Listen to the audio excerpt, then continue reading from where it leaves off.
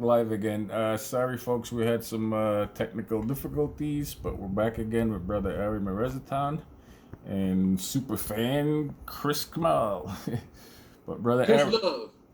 Chris Love. All right, Chris. There you go. Now, the next question I have here is you talked about how some of the guys there were probably like serial killers, with an excuse to go do something. Now, did some of those guys scare you? Those guys were in prison? No, in combat in Vietnam. Oh no, look, man. No, that was the last thing you think about some of your own folks scaring you. Well, how about Studs Armstrong? I mean, to me, he seemed like somebody that was just looking for a reason to go fight. Who's that? Studs Armstrong in the book. Oh yes, hey, look, and this guy was from Philadelphia, by the way. He wasn't black, he was white, and he was a squad leader. Been over there 3 years. They had to put him out of Vietnam. Damn. And he was that type of guy, He was very gung-ho and whatnot. And Vietnam was his world. Wow. So he think he can do anything to anybody in the war zone. That's what he did. That's kind of crazy, bro. He lived right in South Philadelphia. I haven't bumped into him. I'm glad I haven't. That's kind of telling when you said you're glad you didn't bump into him. Yeah. He might still been in his Vietnam zone, Yeah. Now we was in a recon platoon, headquarters recon platoon for the battalion. Yeah. And so we went anywhere any of the line company had problems, or we needed somebody to go search out an area to give them the data on who's there and the strength of the enemy. Yeah, we would go. We were always on call, Yep. Chris has a question for you. Yeah, go ahead, Chris. The lucky heads. The lucky heads. Excuse me? The lucky heads. The lucky heads. Yeah, the heads that got chopped off, the BC heads. Oh yeah, that's this guy. That's the same guy. In the book he's identified as Stud Armstrong. Right. Is it real? He was carrying around heads? Yeah. Until everybody just jumped on him. He said, man, you got to get rid of that thing. And we made the lieutenant was scared of him, Yep. But we got together and he finally had to give it up, Did LT have that cyst on? Did the lieutenant actually have the cyst on his head, the big bump on his head that you were shaving? No, not that I can recall. Remember he got bit by mosquitoes or something. He had some kind of weird shit growing on his head. Do you remember that? No, that's the movie. Hollywood. It's not in my memory bank in terms of Vietnam. Okay. All right, another. Yeah, that's like shit. That's Well, things like that do happen. You can't put heads for him. I just came good. Yeah, one more question, Ari. You talked about how the racism that you left followed you guys in Vietnam, and some of the southern, like you said, gung-ho guys presented a problem by sticking, a lot of, black guys. I mean, you're supposed to be like rotating who takes lead on a special op, and they would stick you guys out front most of the time. I mean, would you have actually fragged a lieutenant who you felt was actually trying to get you killed? Hey man, look, man, there was a certain, there's a certain tradition out in the field, man. Look, there's no rank in the field. First of all, let me just say that. Especially in our platoon, we recognize who the lieutenant is, but that doesn't mean nothing. It's all about reasonableness and being able to protect your men and protect yourself. If we feel uncomfortable about doing something, then we call together. We all get together and say, we don't need to do this now. Okay. We don't need to do this right now. Okay. You call it back in, send out some more folk, and then we go on to our next mission. So it was one of those types of things. We made the combat decision on site, sometimes in the spirit of the moment. Wow. Because we get the call in the spirit of the moment, you see? I got to you. go somewhere. I got you. And one more question about officers. Have you ever heard of an officer getting fragged? Yeah. Wow. You Hey, get. look, yeah. Let me just say that, yes. I'm thinking you got to piss somebody off real I bad for haven't you. seen that, but I've heard of it, yes. Yeah. The question, have you heard of it? Yes, I've heard of that. Wow. One more thing. When you were there, I've spoken to some other vets, and a lot of the times, like I guess when the war starts to get too much inside their head, they start wondering like, is this the day? Like, is there a bullet with my name on it or that kind of thing? Did you ever go through something like that? No, let me tell you how I dealt with that. Mm-hmm. On my steel pot, I had DC in the front, DC in the back, and keep the faith on both sides. Wow. Right? And I was into that zone, man. I wasn't really concerned about pretty much anything. Unless once you're into a firefight, you're into the zone, you know. Mm-hmm. But there was a couple times that which I call the most fearful time of mine over in Vietnam, and nothing happened.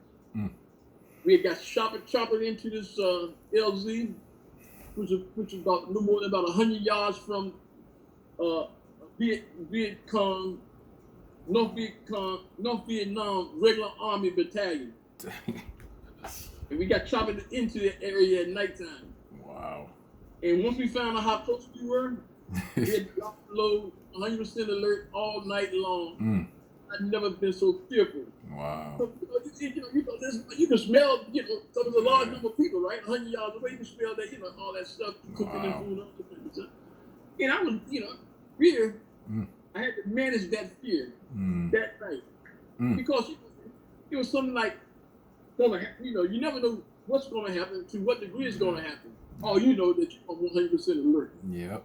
Wow. You don't know where it's coming from. Wow. And so so fear is all about, in order to, you can have fear, everybody can be fearful, but you got to manage it.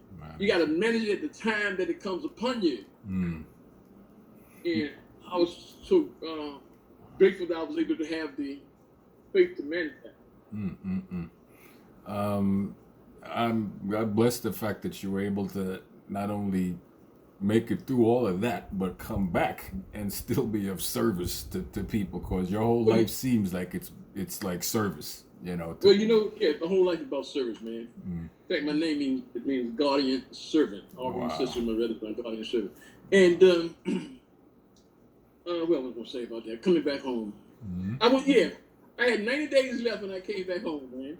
I was headed to Denver, Colorado, Fort Carson, Colorado for my last 90 days. Wow. And I had problems with myself. I wasn't doing nothing military at all. So no sooner I get there, they recognize me. I'm a Vietnam veteran. They want me to train other troops to go, 50 billion troops to go to Vietnam. I told Caps, I'm not doing that, man. Wow. Because I got less than 90 days.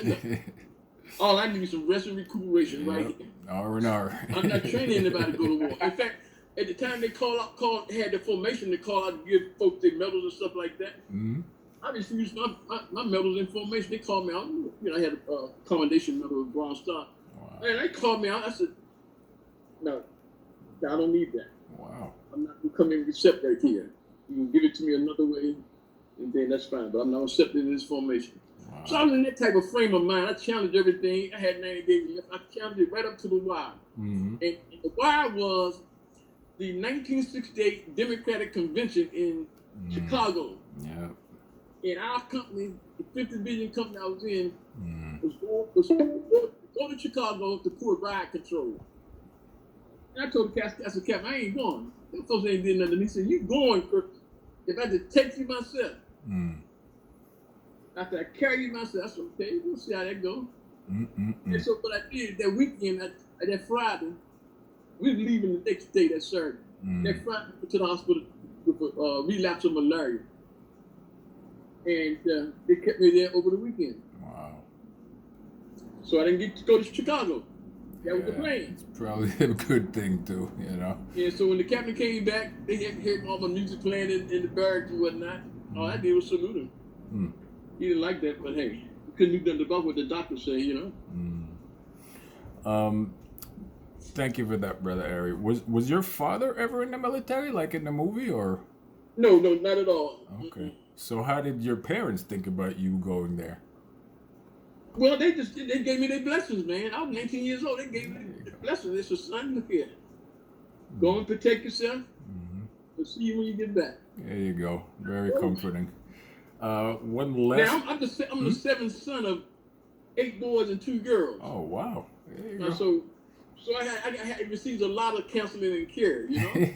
Yep. Experience from the others tumbling down too. Mm-hmm. I've spoken to some other Vietnam vets, and a lot of times they would say that in the downtime that the moon actually played a part with them, like wanting to go on for one more day, because they'd look at it like, damn, is that the same moon my family back home is? Yeah, especially if you're on the South China Sea, you know, and that moon so bright, glistening off that water. It's awesome, man. It's an awesome experience. But you just on the beach. You're on the beach at nighttime, right? But dug in. Did that on the beach? Did that kind of anchor you back to home to kind of have your mindset on I'm making it out of here kind of thing? Yeah, no. Well, look, I knew I had a date with my what they call it, my short timers date. Short timers, yep. And that's all I was looking for. I was counting down, man. Yep. I didn't go into a lot of mental gymnastics about where I was. I just dealt with the reality of the situation, the empiricalness of my situation.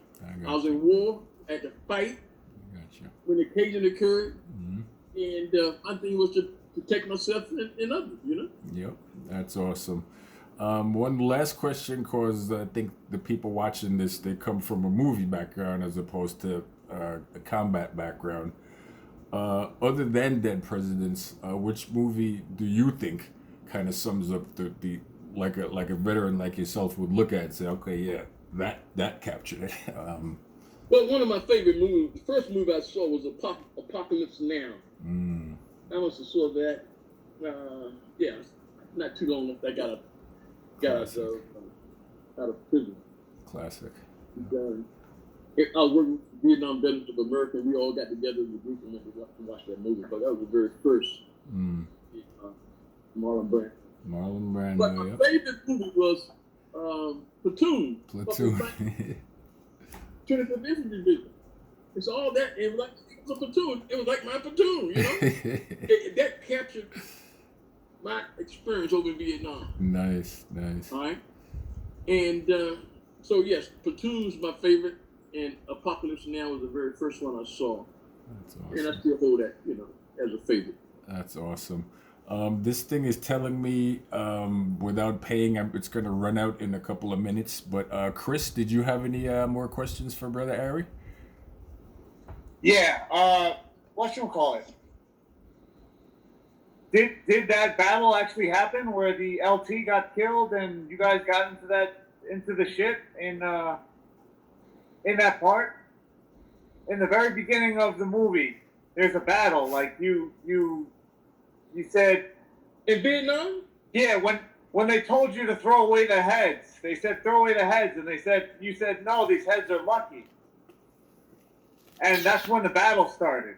Did that happen? Hey, look at man, we was engaged in a lot of firefights. That's our whole mission was search, kill, and destroy. You know. Yeah. You know, so that's what we did. You know. But on that, the lieutenant died. Did the lieutenant do what? Died. Well, one lieutenant in my platoon. That's the one I'm talking about. Yes. You did. He was killed in a firefight. Oh, okay. Yes. In fact, that was the night when brother from DC survived what? Really? Yeah, because we walked into an ambush, and we ran into my squad. I think I was in Tango Squad. Tango Squad was moving into the village, and we got ambushed down, and we had to crawl backwards, right? And everybody got hit, so me, the RTO, and the lieutenant at that time. So I got everybody behind the night, and I told everybody, you know, return the fire. And the guy wouldn't return the fire. He wanted to give his weapon away. I said, man, look, keep your weapon, man. We're going to put you on the next medevac out of here with these other wounded. You know? And the squad leader said, I'm going to kill you if you don't fire your weapon. I said, no, Lord, I'm going to kill you if you shoot him. If you shoot him, I'm going to shoot you. We're going to put him on the medevac with the other wounded. Yep. And get him out of here. Yep. I mean, man, that was one of the worst things I ever experienced, man. The guy wouldn't fire his weapon. And look, our squad was the one that really got hit, because we was the lead squad into the village. Yeah. Hey, anyhow, man, so that's a big thing there. And, you know, again, when I came home, I was on the bus one day, and I saw the brother on the bus. Wow. And I didn't know what to say to him, man. I mean, and I just spoke to him, he spoke to me, and then that was it. Do you I think on the bus, I saluted him, he saluted me, and went on about my business. Do you think that because you got rid of the lucky heads, you lost your charm, and that's why it all happened? No, but no. First of all, I didn't have a lucky head. And that lucky head, that so-called lucky head in the squad, nobody really believed that. That's Hollywood. You know, our whole thing was to get rid of their head. Yeah. We finally got to get rid of it, to bury it, you know. Yeah. But no, we didn't consider it a lucky head at all. Just a bunch of craziness, you know. That's just me being silly. I'm just that's a bunch of craziness, man. That's a Hollywood piece, you know. Yeah. If you get a chance to rent the book from a library or buy it, Chris, definitely check it out. Like Ari's chapter, Brother Ari's chapter is chapter 7, and it's mind blowing, dude. Very, very mind blowing. You know. It says I have 3 minutes left in my call, otherwise it ends. Yeah, that's what's gonna happen. What we could do is, if you guys want to do this, do more on this, Brother Ari, about like where you're at now. Okay, kind of segueing from this to then we could do another one like either tomorrow or something else. But this particular link is gonna run out. Okay, we're doing another one tomorrow. Not a problem. All right, sounds good, Brother No Ari. stress, no sweat. Thank you for your service again. Thank you for doing this, Hey, Chris. man, Thanks for stopping in. It would been better. Look, let me tell you, I could have told a better story if we had a little outline, you know, just a year outline, 1965 to current date.